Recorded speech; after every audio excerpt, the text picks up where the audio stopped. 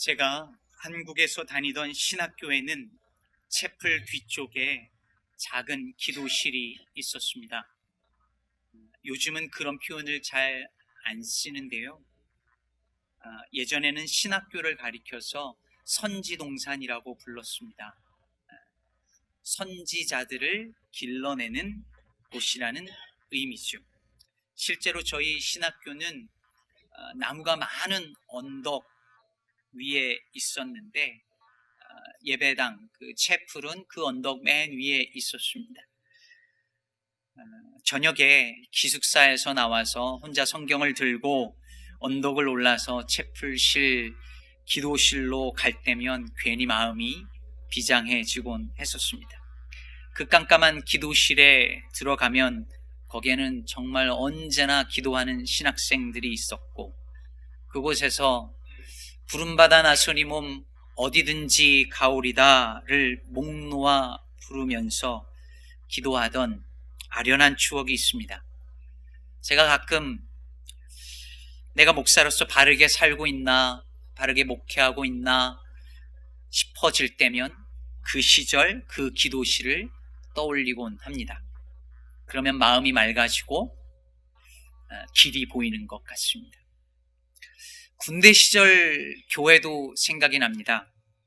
강원도 철원 백골부대 신병교육대 옆에 교회가 있었는데요.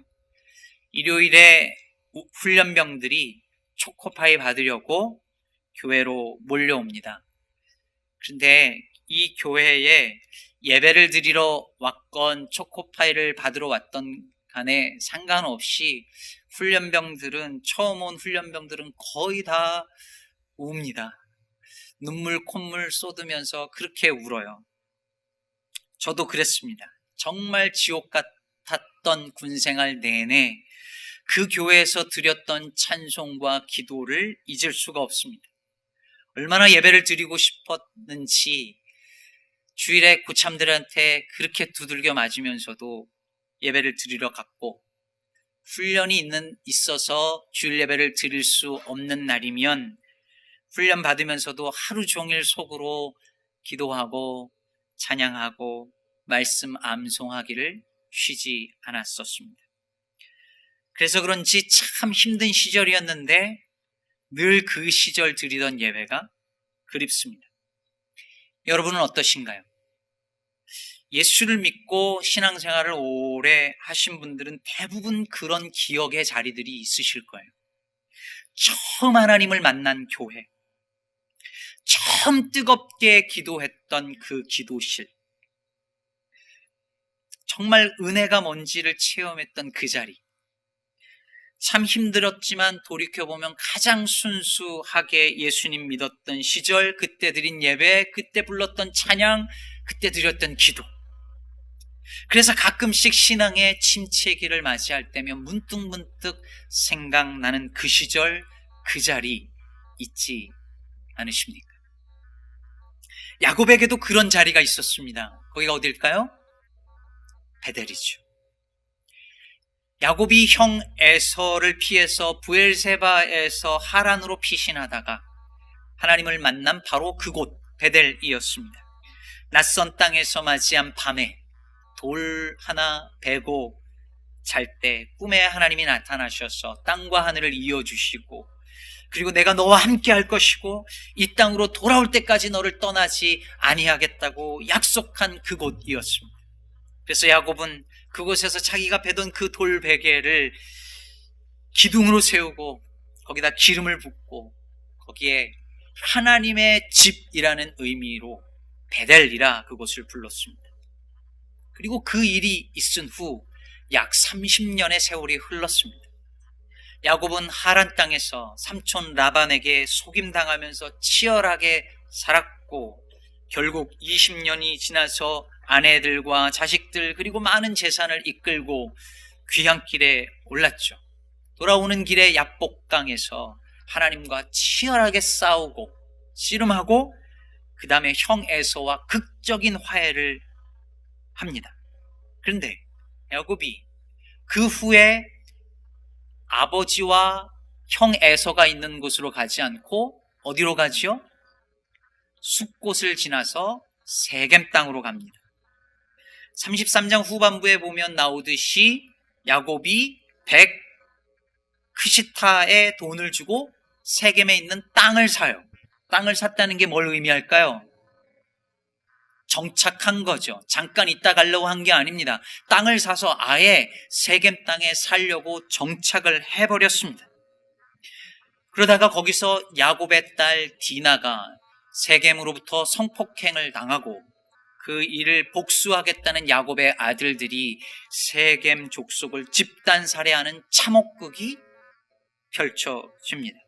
오늘 본문은 바로 그 사건 다음에 하나님이 야곱에게 나타나셔서 말씀하시는 장면으로 시작합니다. 1절 다시 보겠습니다. 우리 1절을 한 목소리로 같이 읽어보겠습니다. 시작.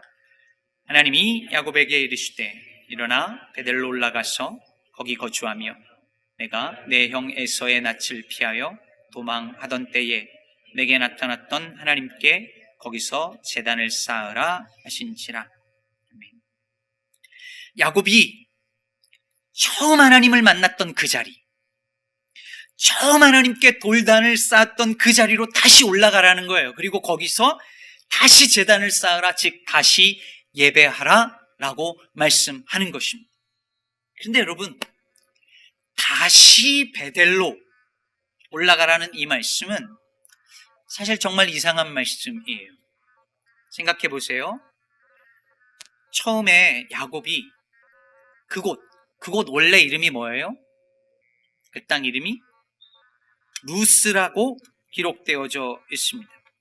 오늘 본문 자세히 읽어보시면 오늘 본문에도 나오고 28장에도 나옵니다. 근데 그곳을 야곱이 이름을 베델이라고 했는데 왜 베델이라고 했습니까? 아무도 없는 줄 알았던 자리에서 하나님을 만나고 나서 하나님이 여기 계시는구나. 내가 있는 바로 여기가 하나님의 집이요 하늘의 문이구나 라는 걸 깨닫게 된 거죠. 다시 말해서 하나님은 야곱의 고향에만 계신 것이 아니라 특정 장소에 계신 게 아니라 특정 장소에만 있는 게 아니라 어디든 그와 함께 하시고, 따라서 그 어디든 하나님과 동행하면 그곳이 뭐라는 거예요? 베델이 될 수 있다는 말인 거죠. 그걸 가르쳐 주신 거예요. 주 예수와 동행하니 그 어디나 하늘나라. 이게 바로 베델 신앙의 핵심이었던 거예요. 그럼 여러분, 그렇다면 다시 베델로 가라는 말은 모순이죠. 왜요? 하나님과 동행하면 그 어디나 뭐라고요? 베델이라고요.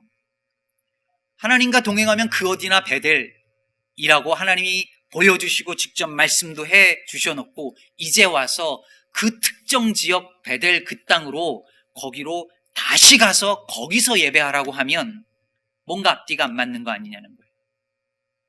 그렇지 않나요? 지금 야곱이 있는 세겜도 베델 될 수 있어요, 없어요? 있죠. 거기도 세겜도 하나님의 집이 되고 하늘의 문이 될 수 있는데 왜 굳이 야곱이 그 베델로 올라가야 하느냐는 거죠. 왜 거기 가서 예배하라는 것입니까? 저도 가끔 이런 질문을 받습니다. 목사님, 내가 어디 있든지 하나님 함께 계시고 그 자리에서 하나님을 예배하며 사는 게 중요하다고 가르치셨죠. 목사님이 일상생활 중요하니까 그렇게 가르치셨죠. 그런데 굳이 왜 예배를 예배당 가서 드려야 할까요? 왜 꼭 기도를 교회 가서 해야 돼요? 왜 주일날 꼭 예배당 가서 예배 드려야 돼요? 내가 있는 곳이 베델이 될 수 있고 내가 있는 곳이 하나님이 함께 하시는 성소가 될 수 있는데 왜 꼭 교회 가서 예배 드려야 돼요? 이곳도 베델 될 수 있는데 왜 굳이 거기 베델까지 가서 예배를 드려야 해요? 하나님은 왜 그러라고 하시는 것일까요? 2절과 4절에 보면 그 이유를 알 수 있는 힌트가 있습니다. 야곱이 하나님의 명령을 받고 집안 모든 사람들에게 이방 신상들을 다 버리라고 명령하죠. 그러자 그 가족들과 식솔들이 많은 신상들, 우상들, 그리고 귀고리들을 꺼내옵니다. 귀고리가 언급된 것은 그 귀고리를 가지고 우상을 만드는데 재료로 썼기 때문이었을 것입니다. 여러분, 상상을 해봐요. 다 신상들 가져와 그랬더니 생각지도 않은 많은 신상들과 우상들이 막 가져 나오는데 라헬이 주섬주섬 꺼내는데 그 드라빔이 나오는 거예요. 그 숨겼던 아버지 걸 몰래 훔쳐왔던, 야곱이 그거 안 가져왔다라고 부인했던, 그거 가져온 사람이 있으면 당장 죽임당할 거라고 했는데 라헬이 거기서 그걸 꺼내는. 여러분, 이 모든 게 뭘 보여줄까요? 야곱 가정이 그동안 이 세겜 땅에서 살면서 우상 숭배를 해왔다는 것을 보여주는 거죠. 세겜 땅에 살면서 세겜 문화에 물들어 버린 거예요. 여러분, 34장의 그 야곱 아들들의 모습만 봐도 알 수 있죠. 세겜화되었습니다. 야곱도 마찬가지였습니다. 베델에서 하나님께 드렸던 그 서원을 잊어버리고 고향으로 돌아갈 생각하지 않고 세겜에 눌러앉아 살면서 세겜 사람들처럼 되어버렸습니다. 즉, 야곱은 세겜을 베델로 만들지 못했어요. 아니, 베델의 하나님을 잊어버렸습니다. 그 영적 바닥 상태에 놓여져 있는 야곱을 오늘 하나님이 부르시는 거예요. 일어나, 베델로 올라가라. 세겜 땅에서 베델을 경험하지 못했던 베델의 신앙을 잃어버렸던 야곱이었기 때문에 저 베델로 다시 올라가라고 말씀하시는 거예요. 그러니까 이 말씀은 내가 베델이라는 장소에서만 예배를 받으니까 거기로 와서 예배드리라라는 말씀이 아니었습니다. 네가 나를 처음 만났던 그 자리, 정말 가난한 마음으로 예배했던 그 첫 믿음의 자리로 가라는 것입니다. 다시 말해, 화려한 것, 편한 것 하나 없이 추운 길바닥에서 돌베개 베고 자던 그 돌 하나 놓고 예배하던 그 순전한 예배를 회복하고, 나와 동행해달라고, 나와 같이 해달라고 하나님 앞에 간절히 기도했던 그 정직한 기도를 회복하라는 말씀이었습니다. 그리고 그 힘든 시절에 하나님께 했던 그 약속, 그 서원을 이제 지키라는 말씀이었습니다. 사랑하는 성도 여러분, 주님께서 우리도 오늘 다시 베델로 부르십니다.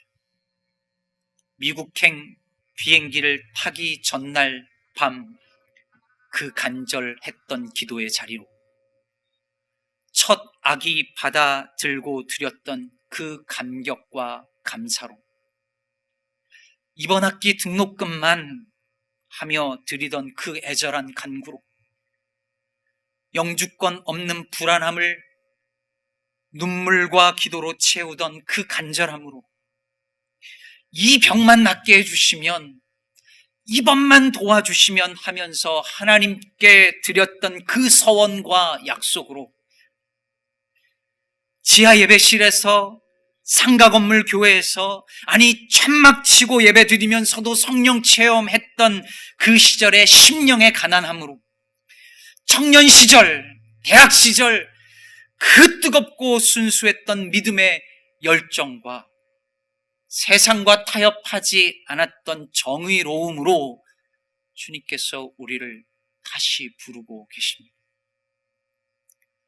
우리 기쁨의 교회를 향해서도 처음 개척하고 드리던 그 첫 예배의 자리로, 번듯한 예배당 없어서 호텔 빌려서 예배 드리던 그 자리로, 그리고 재작년 여름 이후 반년 동안 목자 없는 양 같은 마음으로 예배 드리던, 기도 드리던 그 자리로 주님이 우리를 부르십니다.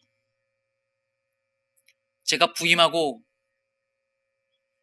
작년 1월 부임하고 몇 개월 동안, 한 5, 6개월 동안 금요 예배와 새벽 예배에 꽤 많이들 참석을 하셨어요.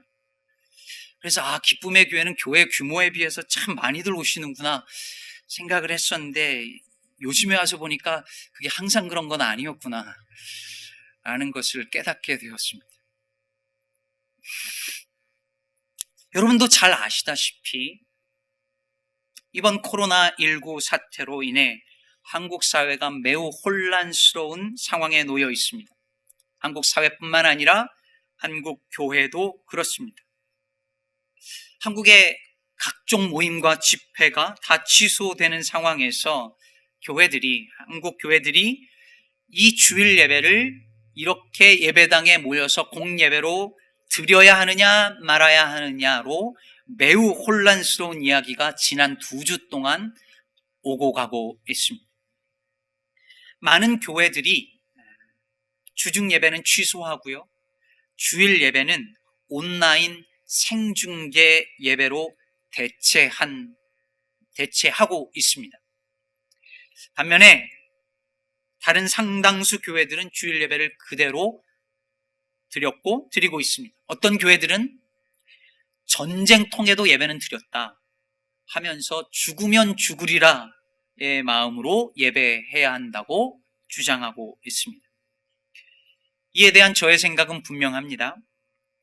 지금 한국에서 공예배로 모이는 것을 자제하자는 건 교인들이 바이러스의 피해자가 될까 걱정하는 것만이 아니라 교회가 우리도 모르는 사이에 가해자가 될 수 있다는 걸 염려하기 때문입니다. 여기 모여서 예배하다가 우리가 바이러스를 다른 곳에 퍼뜨리는 그런 결과를 가져올 수 있기 때문이라는 거예요. 그러니 만일 지금 이 상황에서 교회들이 사회와 정부의 권고를 무시하고 공예배를 계속하다가, 지금 한국 상황을 얘기하는 겁니다, 교회 때문에 바이러스가 확산되기라도 한다면 한국 사회에서 교회의 사회적 신뢰도는 앞으로 정말 회복 불가능이 될 겁니다. 그러니 한국의 교회들이 단 몇 주라도 공예배를 교회 예배당에 모여서 드리는 예배를 자제했으면 좋겠어요. 물론 그렇지 않은 결정을 한 교회도 비난할 생각이 없고 그래서도 안 된다고 생각합니다. 여러분, 정말 예배를 너무 소중히 여기면서 죽으면 죽으리라로 예배 드리는 사람들의 마음을 폄훼할 수는 없어요.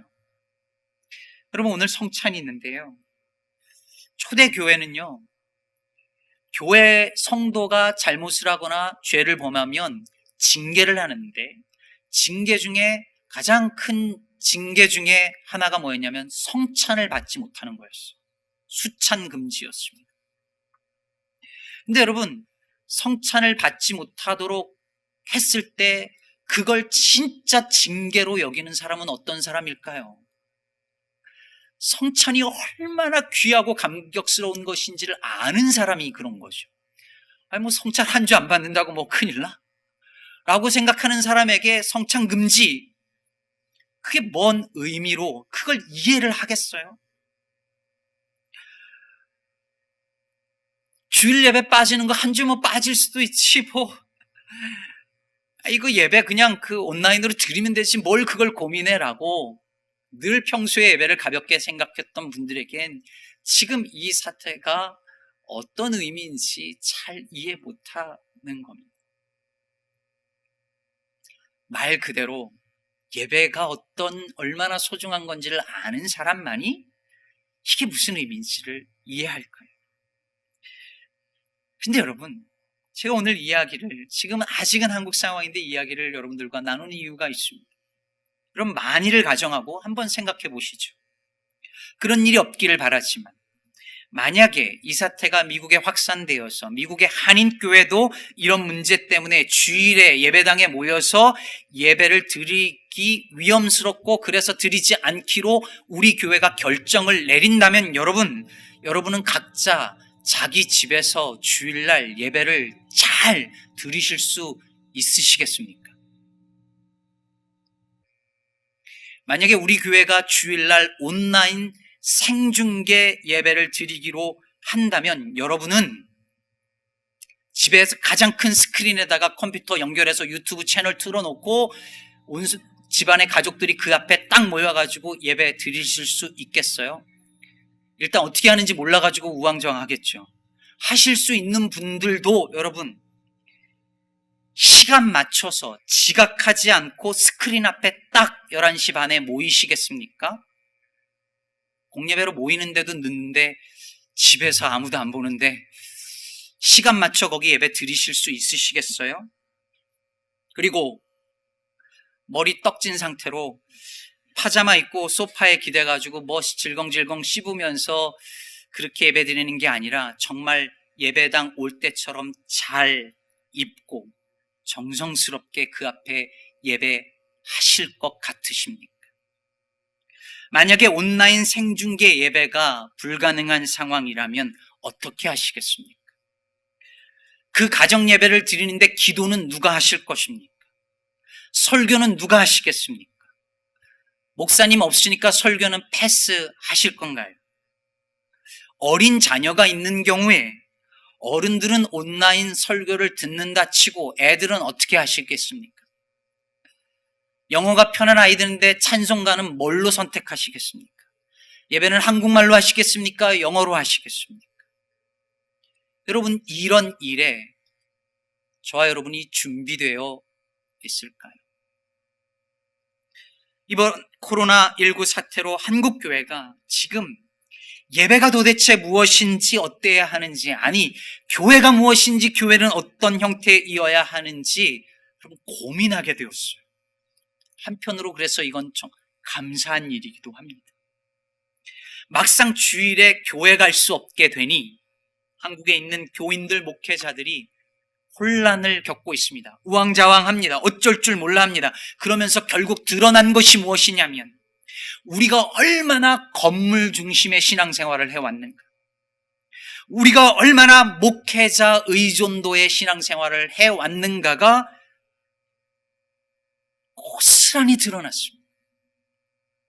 예배당과 목회자가 없으면 가정 예배조차 제대로 드리지 못하는 크리스찬들이 대부분인 것이 이 말도 안 되는 현실을 우리가 그대로 맞닥뜨리게 되어진 것이죠. 제 페이스북에 어느 분이 댓글로 이런 얘기를 하시더라고요. 이제는 교회에서 저 스크린에 찬송과 성경 다 띄워주니 성경 찬송 가져오는 교인들이 거의 없고, 저는 이거 가져오시기를 바라는 젊은 목사지만 이게 필요하다고 생각하거든요. 그러니 이거 띄워주니 뭐 안 가져와도 되죠. 그래서 성경 봉독하다가 스크린 조금만 늦게 나오면 딱 퍼즈예요.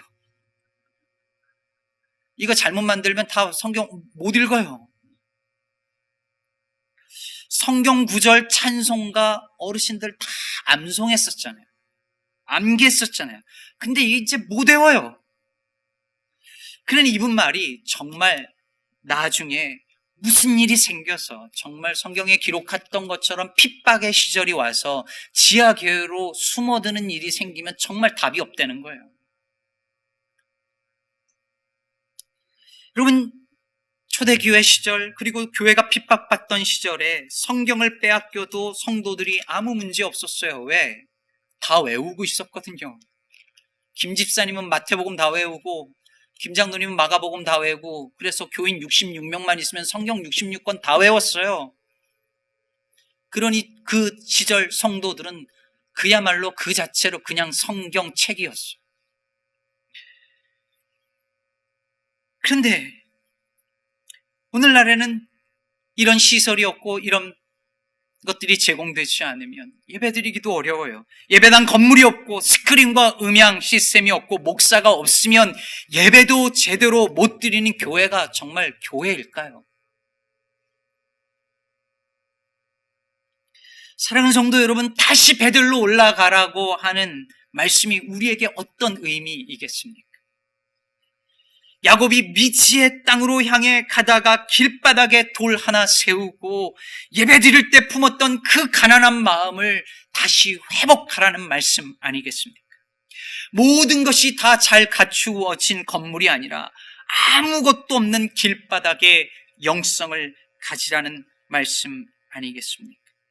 화려한 예배당과 음향시설과 주차장과 난방시설 없어도 차가운 마루바닥에 무릎 꿇고 앉아서 아이를 들쳐업고 몇 시간이고 눈물 뿌려 기도하던 우리 믿음의 선배들의 신앙을 배우라는 말씀 아니겠습니까?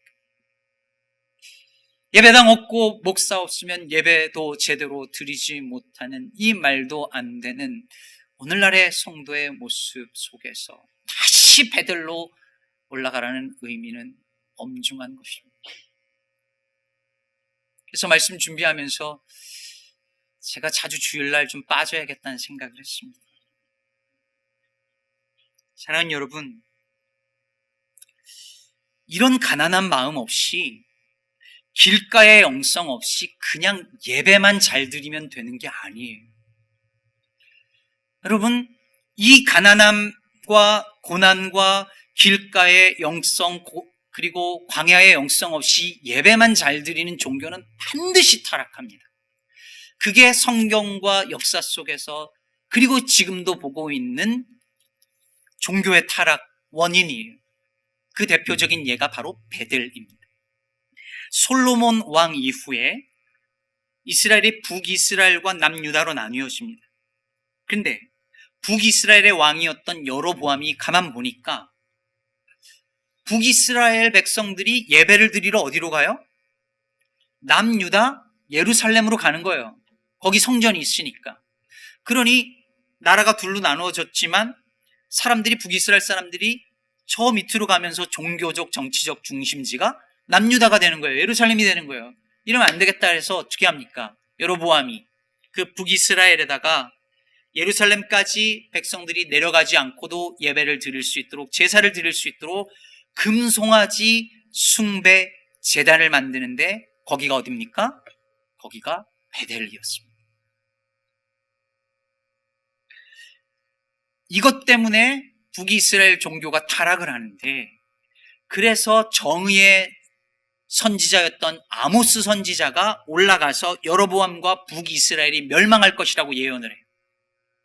그때 베델의 제사장이었던 아마샤가 아모스 선지자를 향하여서 이렇게 말합니다. 스크린을 잠깐 보면 선견자야, 너는 유다 땅으로 도망하여 가서 거기에서나 떡을 먹으며 거기에서나 예언하고, 그러니까 이 말은 여기서 너 이렇게 떠들지 마. 너 저 길로 내려가서 네 밥벌이나 해. 너 예언하는 그 밥벌이나 거기 가서 해라고 얘기하는 거예요. 그러면서 다음으로 뭐라고 하냐면 다시는 베델에서 예언하지 말라. 이는 왕의 성소요 나라의 궁궐임이니라. 베델을 뭐라고 불러요? 왕의 성소 나라의 궁궐이래요. 여러분, 원래 하나님의 집이요 하늘의 문이었던 베델을 여로보암 왕의 성소요 나라의 궁궐로 만들어 버렸습니다. 하나님과 동행하는 곳은 어디나 베델일진데 오직 여기서만 예배하라고 하며 하나님의 집을 우상 숭배의 전으로 만들어 버렸습니다. 베델의 타락이었습니다. 종교의 타락이었습니다. 야훼 신앙의 타락이었습니다. 여러분 보세요. 본래 베델이 가졌던 그 가난함의 영성, 길가의 영성 없이 예배만 할 때 그 예배는 우상 숭배가 되었고 그 종교는 타락할 수밖에 없었던 것입니다. 그러므로 여러분, 그냥 이렇게 나와서 예배 드리고 예배 잘 드리는 것으로 우리의 신앙이 바르게 설 수 있다고 생각하면 착각입니다. 베델은 여로보암의 베델이 될 수도 있고 우상숭배의 통로가 될 수도 있고 야곱의 베델이 될 수도 있습니다. 사랑하는 여러분, 우리의 예배의 자리가 여로보암의 베델이 아니라 야곱의 베델이 되기를 축복합니다. 하나님께서 구하시는 제사는 상한 심령이라 했으니 찢기고 상한 마음으로, 가난하고 갈급한 마음으로 다시 우리의 참 예배를 회복하기를 바랍니다. 오늘은 3.1 운동 101주년이 되는 날입니다. 일제 강점기 그 엄혹한 시절에 우리 믿음의 선배들은 독립운동의 선봉에 섰었습니다. 33민 민족 대표 중 16인이 기독교인 지도자들이었다는 것은 귀가 닳도록 들었고, 그 외에도 수많은 독립운동가들이 믿음의 사람들이었다는 것을 우리는 잘 알고 있습니다. 교회의 실수와 잘못, 허물이 있었지만 초기 한국 교회는 사회를 이끌어가는 주역이었어요. 이 한국 민족이 나라가 가야 할 방향을 제시하는 지도자들이었습니다. 그러나 오늘날 교회는, 한국 교회는 사회의 민폐가 되었습니다. 걱정거리가 되었습니다. 시대를 향한 예언자적 사명은 감당하지 않고 예배만 드리려고 하다가 생겨난 결과입니다. 그러니 사랑하는 여러분, 이제라도 다시 베델로 올라가야 합니다. 다시 그 길바닥에서 예배하던 그 가난한 마음, 하나님 한 분 아니면 의지할 곳 없어서 하나님 도와달라고 눈물 뿌려 기도하던 그 자리로, 그 가난한 마음으로, 그 광야로 다시 가서 베델의 하나님 엘 베델을 만나야 하는 것입니다. 2012년 제가 있던 뉴저지에 허리케인이 왔습니다. 그쪽에 허리케인이 오는 일이 흔한 일은 아닌데 허리케인 샌디가 찾아왔는데요. 제가 한번 말씀드렸지만 뉴저지는 땅이 비옥하고 비가 자주 와서, 그리고 나무가 잘 자랍니다. 이 큰 아름드리 나무가 많은데요. 허리케인 샌디가 왔는데 나무들이 뿌리채 다 뽑혀버렸습니다. 통째로 곳곳을 다 지붕이며 집이며 다 덮쳐버렸어요. 길가를 보니까 뿌리가 너무너무 약해요. 비가 자주 오고 땅이 좋으니까 뿌리를 깊게 내릴 이유가 없었던 거예요. 그러면서 나무가 통째로 넘어지면서 뉴저지에 있는 길가에 있는 전기줄을 다 건드려 버렸습니다. 그래서 전기가 다 나가버렸어요. 뉴저지 거의 저녁에 전기가 나가버렸습니다. 처음에는 하루 이틀 괜찮았어요. 그런데 3일, 4일, 일주일 전기가 안 들어오는 거예요. 근데 여러분 추워질 때였거든요. 집에서 나무 해가지고 불을 떼고 하는 것도 한계가 있었고요. 전기가 다 나가니까 진짜 심각한 문제가 발생을 하더라고요. 먹는 문제, 난방 문제, 보통 문제가 아니었어요. 일주일까지는 잘 버티던 사람들이 그걸 넘어가니까 사람들이 다 예민해지기 시작했습니다. 특히 문제가 어디서 발생했냐면 가스를 얻으려고 제너레이터도 돌려야 되고 뭐 기타 등등 가스를 얻으려고 주차장에 사람들이 3시간, 4시간 줄을 서는 거예요. 근데 그 와중에 새치기 하는 사람들이 생겨났는데 어느 분이 그러더라고요. 총이 있었으면 쐈을 거라고. 그만큼 예민해졌던 시간이었고, 제 느낌에 이게 조금만 더 지나면 폭동이 일어나겠다 싶은 느낌이 들었습니다. 그런데 그 와중에도 감사한 일들이 있었습니다. 선물이죠. 제너레이터를 가진 이웃이 이웃들과 함께 충전할 수 있도록 그것을 나눠주고, 충전하라고 바깥에다가 그 케이블 갖다 놓고, 서로 모르고 지내던 이웃들이 다 나와서 인사하고, 교인들은